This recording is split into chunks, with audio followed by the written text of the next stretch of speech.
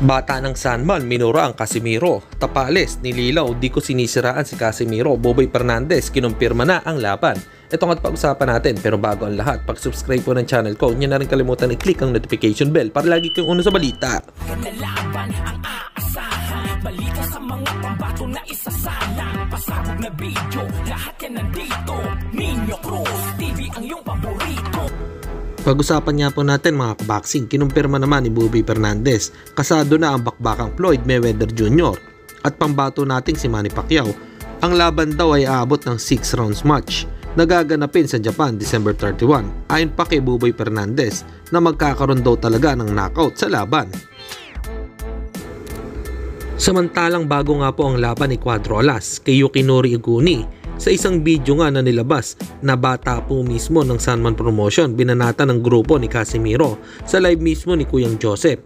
At kasama pa dito ang cutman ni Casimiro na si Ray Orais nang biglang agaw eksena sa live ang bata ng Sanman Promotion at pinagmumura ang Casimiro team at may pahabol pa siyang Marlon Tapales, shock the world. Kasama sabi ko lang na nyo lahat paingon ako, ano naman, shock the world, promise pa eh.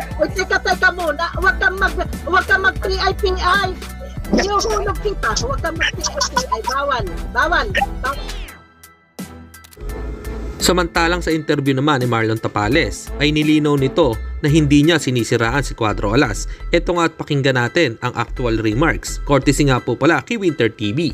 Gusto ko lang linawin, hindi po ako naninira kay Jandrel Casimiro at hindi po ako dapat manira at hindi ako lalong-lalo na sa isang boksingero na may napatunayan na sa larangan ng isang sa boxing.